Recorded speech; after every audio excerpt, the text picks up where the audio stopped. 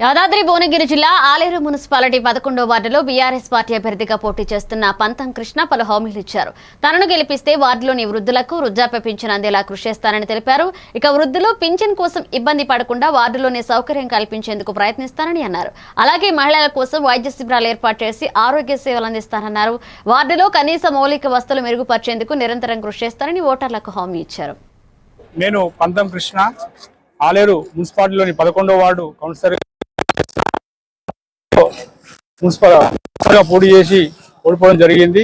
BRS party నుంచి మళ్ళీ అధిష్టానం నాకు టికెట్ ఇచ్చింది. బీఆర్ఎస్ పార్టీ నుంచి పోటీ చేస్తున్నాను. కావున ఓట్లందరూ నాకు ఓటేసి గెలిపించగలరు.